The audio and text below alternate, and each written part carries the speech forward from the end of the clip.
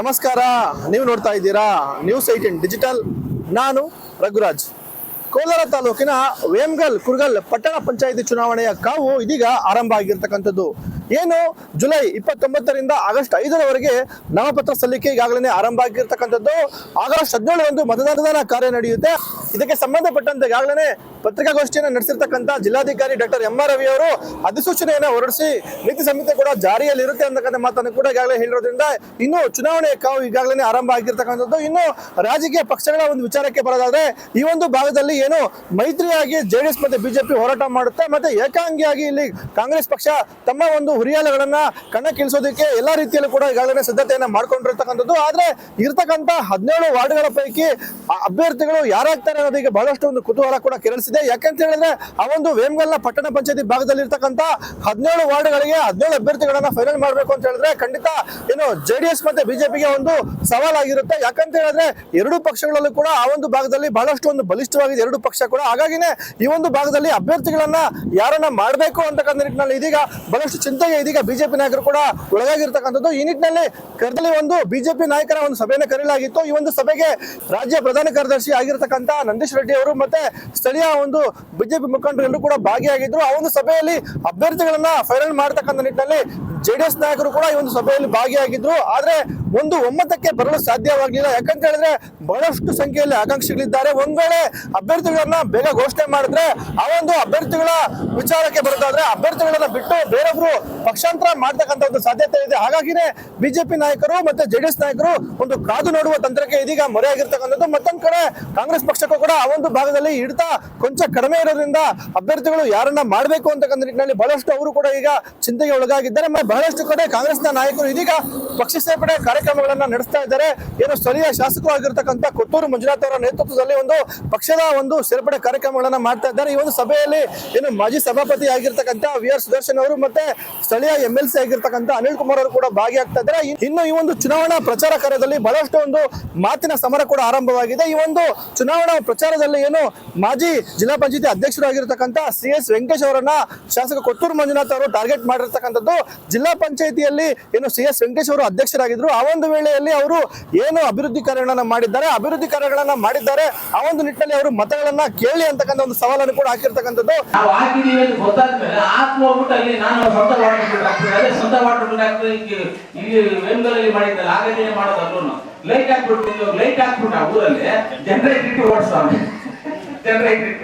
ಎಷ್ಟು ದಿವಸ ಓಡಿಸ್ತೇ ಜನರೇಟ್ ಹಾಕಿ ನೀನು ಎಲೆಕ್ಷನ್ ಆಗೋವರೆಗೂ ಜನರೇಟ್ ಅಲ್ಲಿ ಓಡಿಸ್ತೀಯ ಅಷ್ಟೇ.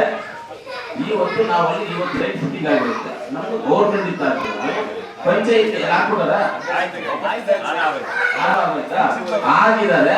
ಅದನ್ನ ಗೌರ್ಮೆಂಟ್ ಇಂದ ಕರೆಂಟ್ ಕೊಡ್ತಾರೆ, ಪಟ್ಟಣ ಪಂಚಾಯತ್ ಲೆಟರ್ ಕೊಡ್ತಾರೆ, ಕರೆಂಟ್ ಕೊಡ್ತಾರೆ, ಫಿಲ್ಟರ್ ಹಾಕ್ತಿವಿ, ನೀರ್ ಕನೆಕ್ಷನ್ ತಗೊಳ್ತೀವಿ. ನೀನ್ ಎಲ್ ಮಾಡ್ತೀಯಪ್ಪ ನೀನು ಸ್ವಂತ ಜಮೀನು ಹಂಗ ಕೊಡೋನು ಅಷ್ಟು ಆಸೆ ಇರೋರು ನೀನು ಆ ತಾಕತ್ತಿರೋರು ಹಂಗಾದ್ರೆ ನೀನ್ ಸ್ವಂತ ಫಿಲ್ಟರ್ ಯಾವ ಲೀಡ್ಸ್ ಮನೆ ಪಕ್ಕದಲ್ಲಿ ಹಾಕು, ಜನರಿಗೆ ಫ್ರೀ ಆಗಿ ಕೊಡು, ಲೈಟ್ ಒಂದೊಂದು ಮನೆ ಒಂದೊಂದು ಹಾಕು. ಯಾಕೆ ಬೇಡ ಅಂತಿದ್ದೀನಿ ಮಾಡು, ನಾವೇನ್ ಬೇಡ ಅಂತಿಲ್ವೇ? ಮನೆ ಒಂದೊಂದು ಲೈಟ್ ಹಾಕೊಡು ನೀನು, ನಾವೇನ್ ಬೇಡ ಅನ್ನಲ್ಲ. ಮನೆ ಒಂದು ಫಿಲ್ಟರ್ ಹಾಕೊಡು, ನಾವೇನ್ ಬೇಡ ಅಂತಿಲ್ಲ. ಆದ್ರೆ ತಾಕತ್ತು ತಂದು ಮಾತಾಡ್ತಿಲ್ಲ. ನೀನ್ 5 ವರ್ಷ ಇದ್ದಾಗ ನೀನೇನೇನ್ ಮಾಡಿದ್ದೆ ಅಂತ ಎಲ್ಲ ಗೊತ್ತಿದೆ. ಹೇಳ್ಕೊಂಡ್ರೆ ಅದೆಲ್ಲರೂ ಹೋಗುತ್ತೆ. ಆ ತಾಕತ್ತು ತಮ್ಮಗಳ ಬಗ್ಗೆ ಮಾತಾಡೋದೆಲ್ಲ ಬಂದ್ಬಿಟ್ಟು ಹೊಸಕೋಟೆ ನಿಮ್ಮ KR ಪ್ರಮುಖ್ ಆಮೇಲೆ ಸಿಮ್ ಸಂದರ್ಭದಲ್ಲಿ ಹೊಸಕೋಟೆ ತಾಕತ್ತು ಅದೇನ ಅಲ್ಲಿ ಮಾತಾಡ್ಕೋ. ಇಲ್ಲೆಲ್ಲ ತಾಕತ್ತು ತಮ್ಮು ನಮ್ಮ ಯಾರಿಗೂ ಇಲ್ಲ. ನಾವೆಲ್ಲ ರೈತರು, ನಾವೆಲ್ಲ ಕಷ್ಟಜೀವಿಗಳಿಲ್ಲ ಇರೋರು. ಕೋಲಾರ ಜಿಲ್ಲೆನಲ್ಲಿ ಇರೋರು ಕಷ್ಟಜೀವಿಗಳು, ನಾವೆಲ್ಲ ರೈತರು. ಇದಕ್ಕೆ ಸಂಬಂಧಪಟ್ಟಂತೆ ಏನು ಪ್ರತಿಕ್ರಿಯೆ ಕೊಟ್ಟಿರ್ತಕ್ಕಂಥ ಏನು ಜಿಲ್ಲಾ ಪಂಚಾಯತಿ ಮಾಜಿ ಅಧ್ಯಕ್ಷರಾಗಿರ್ತಕ್ಕಂಥ CS ವೆಂಕಟೇಶ್ ಅವರು, ನಾನು ಜಿಲ್ಲಾ ಪಂಚಾಯತಿ ಅಧ್ಯಕ್ಷನಾಗಿದ್ದಂತ ವೇಳೆಯಲ್ಲಿ ಬಹಳಷ್ಟು ಕೆಲಸಗಳನ್ನ ಮಾಡಿದ್ದೇನೆ. ಮತ್ತೆ ನನಗಿದ್ದಂತ ಒಂದು ಇತಿಮಿತಿಯ ಒಂದು ಆರ್ಥಿಕ ವಿಚಾರವಾಗಿ ನಾನು ಬಹಳಷ್ಟು ಒಂದು ಸಮಾಜ ಸೇವೆಯನ್ನು ಕೂಡ ಮಾಡಿದ್ದಾರೆ. ಶಾಸಕರಿಗೆ ಅಭಿವೃದ್ಧಿ ಮಾಡಿ ಅಂತ ಕೇಳಿದೆ ತಪ್ಪಾಯಿತು. ಹಾಗಾಗಿನೇ ಶಾಸಕರು ಅಭಿವೃದ್ಧಿ ವಿಚಾರದಲ್ಲಿ ತೊಡಗಿಸ್ಕೊಳ್ಬೇಕು. ಮತ್ತೆ ವೇಮಗಲ್ ಮತ್ತೆ ಕುರ್ಗಲ್ ಪಟ್ಟಣ ಪಂಚಾಯತಿ ವ್ಯಾಪ್ತಿಯಲ್ಲಿರ್ತಕ್ಕಂಥ ಎಲ್ಲಾ ವಾರ್ಡ್ಗಳನ್ನು ಕೂಡ ಶಾಸಕರು ಅಭಿವೃದ್ಧಿ ಮಾಡಲಿ ಅಂತಕ್ಕಂಥ ಮಾತನ್ನ ಇದೀಗ CS ವೆಂಕಟೇಶ್ ಕೂಡ ಹೇಳಿರ್ತಕ್ಕಂಥದ್ದು. ಓಟ್ ಹಾಕಿದ್ದಾರೆ ಅಂದ್ಬಿಟ್ಟು ನಾವೇನೋ ಮಾತಾಡೋದು ಸರಿ ಇಲ್ಲ. ಅಭಿವೃದ್ಧಿ ಮಾಡಲಿಲ್ಲ ಅಂತ ನಾನು ಮಾತಾಡಿದ್ದೀನಿ. ಅಭಿವೃದ್ಧಿ ಮಾಡಲಿ. ಶಾಸಕರು ಮತ ಹಾಕಿರೋ ಕಾಂಗ್ರೆಸ್ಗೆ ಮಾತ್ರ ಶಾಸಕರಲ್ಲ, ಇಡೀ ತಾಲೂಕಿನ ಎಲ್ಲ ಜನತೆಗೆ ಅವರು ಶಾಸಕರಾಗಿದ್ದಾರೆ. ಏನೇ ಮಾತಾಡಬೇಕಂದ್ರೆ ಒಂದು ಜವಾಬ್ದಾರಿ ರೀತಿಯಾಗಿ ಮಾತಾಡಬೇಕು. ಒಂದು ಓಟ್ ಹಾಕಿದ್ದಾರೆ ಅಂಥೇಳಿ ಕೆಲಸ ಮಾಡಲಿಲ್ಲ ಅಂತ ಕೇಳೋ ಧರ್ಮ ನಂದು. ನಾನು ಕೇಳಿದ್ದೀನಿ, ಕೆಲಸ ಮಾಡಿದ್ದೀನಿ ಅಂತ. ಬೇರೆ ಏನೋ ನಾನು ಟೀಕೆಗಳು ಮಾಡಲಿಲ್ಲ. ದಮ್ಮು ತಾಕತ್ ಬಗ್ಗೆ ನಾನು ಕೇಳಲೇ ಇಲ್ಲ. ನೀವು ಮಾಡಿ ಸ್ವಾಮಿ, ಮಾಡಲಿಲ್ಲ ಅಂದರೆ ಹಳ್ಳ ಮುಚ್ಚೋ ಕೆಲಸ ನಾನು ಮಾಡ್ತೀನಿ ಅಂತ ಹೇಳಿದ್ದೀನಿ. ಅದಕ್ಕೆ ಮಾಡ್ತೀನಿ ಅಂತ ಅವ್ರು ಮಾಡ್ತಾಯಿದ್ದಾರೆ. ನಂಗೆ ಖುಷಿ ಆಯಿತು, ಸಂತೋಷ ಆಯಿತು. ಶಾಸಕರಿಗೆ ಈ ಮುಖೇನ ಸುಲ್ದನಹಳ್ಳಿ ವಿಶ್ವನಗರ ಜನತೆ ಪರವಾಗಿ ಅವ್ರಿಗೆ ಧನ್ಯವಾದಗಳು ಹೇಳ್ತೇನೆ. ಖುಷಿ ಆಯಿತು ಇವತ್ತು. ನಾನು ಅವರಷ್ಟೊಂದು ಶ್ರೀಮಂತ ಅಲ್ಲ, ನಾನು ದುಡ್ಡಿದೆ ಅಂತಲ್ಲ, ಏನೋ ಬರೋಂಥ ನನ್ನ ದುಡಿಮೆಯಲ್ಲಿ ಒಂದು 5% ಸಮಾಜ ಸೇವೆಗೆ ಅಂತ ಮಾಡ್ಕೊಂಡು ಹೋಗ್ತಾಯಿದ್ದೀವಿ. ಇವತ್ತು ಚುನಾವಣೆ ಸಂದರ್ಭದಲ್ಲಿ ಏನು ನೇರ CS ವೆಂಕಟೇಶ್ವರೇ ನೇರ ಗುರಿ ಅನ್ನೋ ಭಾವನೆಗಳು ಬರ್ತಾಯಿದೆ. ಜನ ಹೇಳ್ತಾಯಿದ್ದಾರೆ, ಟೀಕೆಗಳು ಮಾಡ್ತಾರೆ. ದಯವಿಟ್ಟು ಏನು ಗುಬ್ಬಿ ಮೇಲೆ ಬ್ರಹ್ಮಾಸ್ತ್ರನಾ? ಇಡೀ ಸರ್ಕಾರ ನಿಮ್ಮದು, ಶಾಸಕರು ನೀವು, MLCಗಳು ನೀವಿದ್ದೀರಿ, ಅಧಿಕಾರ ದಂಡು ನಿಮ್ಮಲ್ಲಿದೆ. ಒಂದು ಜಿಲ್ಲಾ ಪಂಚಾಯತಿ ಮಾಜಿ ಜಿಲ್ಲಾ ಪಂಚಾಯತಿ ಸದಸ್ಯರ ಮೇಲೆ ಗದಾ ಪ್ರಭಾವ, ಅದು ಜನ ಹೇಳ್ತಾ ಇದ್ದಾರೆ. ಇರಲಿ, ದೇವರು ಜನಾಭಿಪ್ರಾಯವೇ ದೇವರ ಆಶ್ರಯ ಅಂತೇಳಿ ನಾನು ಭಾವಿಸ್ತೇನೆ. ಇನ್ನು ವೇಮಗಲ್ ಮತ್ತೆ ಕುರುಗಲ್ ಪಟ್ಟಣ ಪಂಚಾಯತಿ ಚುನಾವಣೆಯ ಒಂದು ಅಧಿಸೂಚನಾ ಪ್ರಕಟ ಆಗೋದಕ್ಕೂ ಮುಂಚೆನೆ ಏನು ಶಾಸಕ ಕೊತ್ತೂರು ಮಂಜುನಾಥ್ ಅವರು ಸುಮಾರು 18 ಕೋಟಿ ರೂಪಾಯಿ ವೆಚ್ಚದ ಒಂದು ಅಭಿವೃದ್ಧಿ ಕಾಮಗಾರಿಗಳಿಗೆ ಒಂದು ದಿನ ಹಿಂದೆನೆ ಒಂದು ಚಾಲನೆ ಕೊಟ್ಟಿದ್ರು. ಈ ವಿಚಾರವಾಗಿ ಬಿಜೆಪಿ ನಾಯಕರು ಕೆಲವೊಂದು ಟೀಕೆಗಳನ್ನ ಮಾಡಿದ್ದಾರೆ. ಈ ಬಗ್ಗೆ ಮಾತನಾಡಿರ್ತಕ್ಕಂಥ ಬಿಜೆಪಿ ಜಿಲ್ಲಾಧ್ಯಕ್ಷ ಓಂಶಕ್ತಿ ಚಲಪತಿ ಅವರು ಏನು ಚುನಾವಣೆ ಘೋಷಣೆ ಆದ್ಮೇಲೆ ಶಾಸಕರಿಗೆ ಸ್ಥಳೀಯ ಒಂದು ಪಟ್ಟಣ ಪಂಚಾಯತಿ ವಿಚಾರವಾಗಿ ಅಭಿವೃದ್ಧಿ ನೆನಪಾಗಿದೆ, ಖಂಡಿತ ಇವರು ಅಭಿವೃದ್ಧಿಯನ್ನ ಮಾಡೋದಕ್ಕೆಲ್ಲ ಚುನಾವಣೆ ವಿಚಾರವಾಗಿ ಇದೀಗ ಅಭಿವೃದ್ಧಿ ಕಾಮಗಾರಿಗಳ ಚಾಲನೆ ಕೊಟ್ಟಿದ್ದಾರೆ. ಖಂಡಿತ ಶಾಸಕರು ಕ್ಷೇತ್ರಕ್ಕೆ ಸರಿಯಾಗಿ ಬರ್ತಾ ಇಲ್ಲ, ಇಲ್ಲಿ ಸೂಪರ್ MLA ಆಗಿ ಅನಿಲ್ ಕುಮಾರ್ ಅವರು ಕೆಲಸವನ್ನ ಮಾಡ್ತಾ ಇದ್ದಾರೆ ಅಂತಕ್ಕಂಥ ಒಂದು ಟೀಕೆಯನ್ನು ಕೂಡ ಇದೀಗ ಬಿಜೆಪಿ ಜಿಲ್ಲಾಧ್ಯಕ್ಷ ಓಂಶಕ್ತಿ ಚಲಪತಿ ಅವರು ಕೂಡ ಮಾಡಿರ್ತಕ್ಕಂಥದ್ದು. ಕುರುಗಲ್ ವೇಮಗಲ್ ಪಟ್ಟಣ ಪಂಚಾಯತಿ ಮೊದಲನೇ ಚುನಾವಣೆ ನಡೀತಾ ಇದೆ. ಈ ಚುನಾವಣೆಯಲ್ಲಿ ಮಾನ್ಯ ಶಾಸಕರು, ಮಾನ್ಯ ವಿಧಾನ ಪರಿಷತ್ ಸದಸ್ಯರಾದಂಥ ಅನಿಲ್ ಅವರು, ಕೊತ್ತೂರು ಮಂಜುನವ್ರಿಗೆ ಇವತ್ತು ಕೋಲಾರ ಕಾಣಿಸ್ತಾ ಇದೆ.